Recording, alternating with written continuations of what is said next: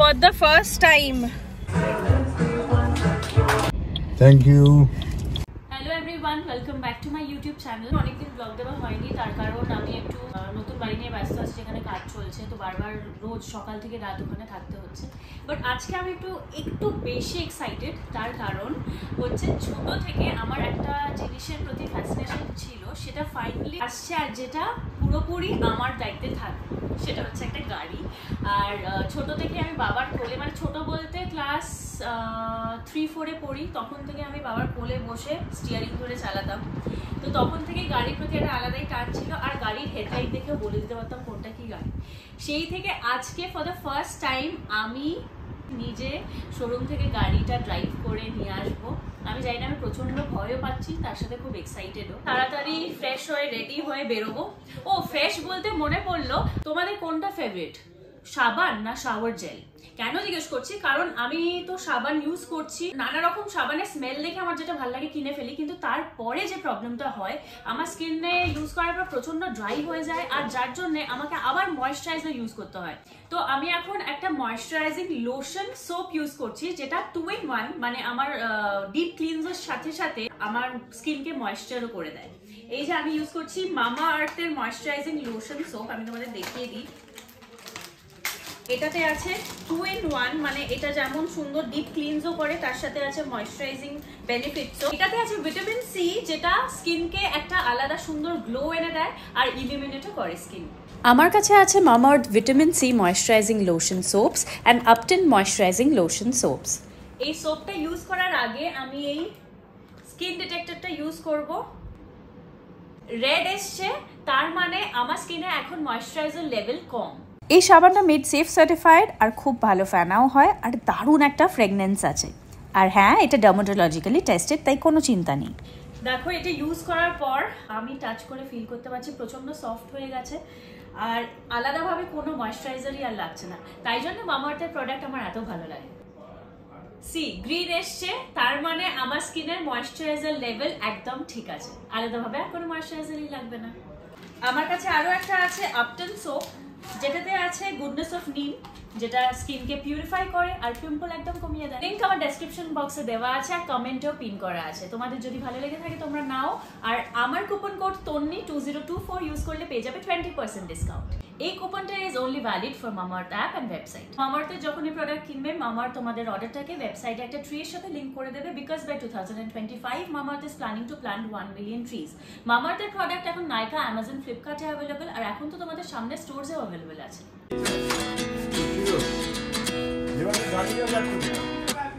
At 29 and I found myself wondering what did happen to the last 10. I ran away with my life, fast forward, never turn back again.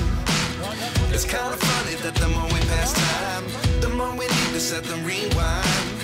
And 19 was the year I had to leave you, but now I'm seeing all the signs.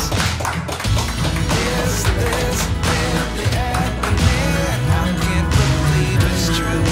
I'm just as surprised as you. Is this really happening? I can't be too sure. But one day I'll be honest again.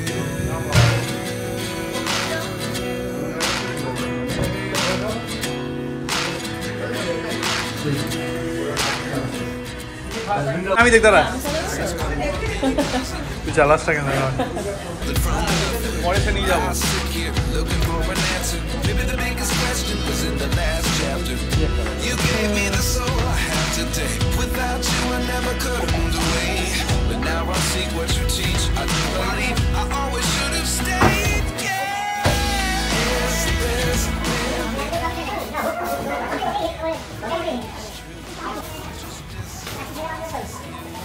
আর চালিয়ে নিয়ে যাওয়ার কথা, দেবে না, দুজনে বসে পড়েছে।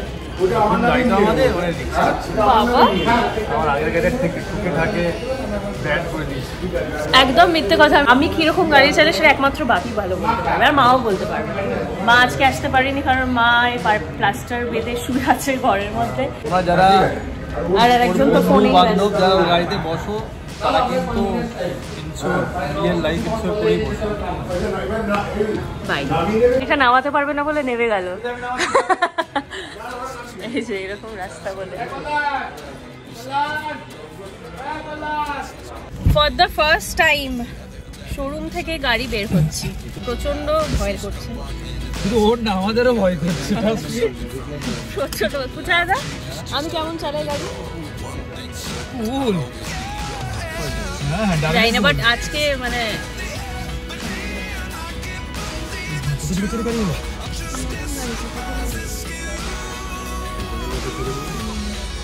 যখন টুকতে যাচ্ছ তুমি এই শোন না, আগে চাল, আগে পুজোরে যাই। চলো, নতুন কার প্রথমবার ড্রাইভ করছে। কোন দিকে যাবো? সোজা যা, সোজা এয়ারপোর্ট দিয়ে বেরোবো। এবার বুঝতে পারছি নতুন গাড়ি চালানোর ভয় সবাই কেন বলে।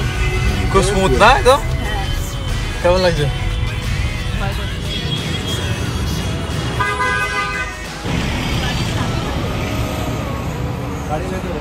তাহলে তাহলে কি কি করে খুলবে? গেলে খুলে যাবে। খোলা আছে। ড্রাইভার গাড়ির চাবি গাড়িতে রেখে চলে এসছে বাইরে, এখন জিজ্ঞেস করছে গাড়ির চাবিটা কই।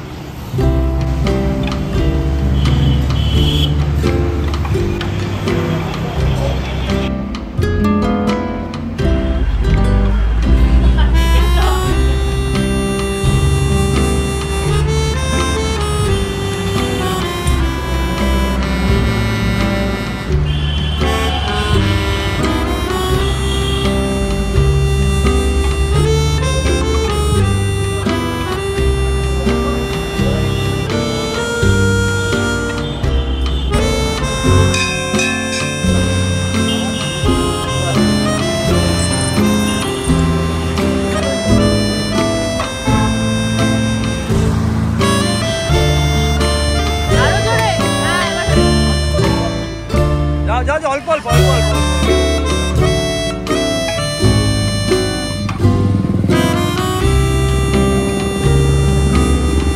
বাপি, কংগ্রাচুলেশনস।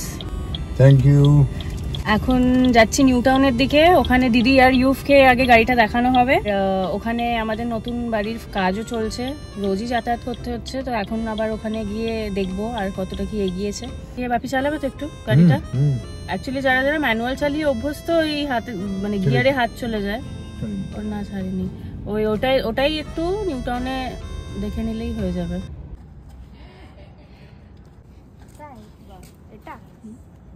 গেলি না কেন তুই? হ্যাঁ, গেলি না কেন?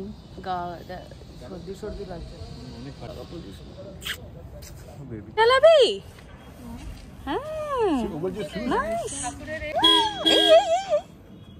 খুঁজে পাচ্ছে না মনে হয় কিছু।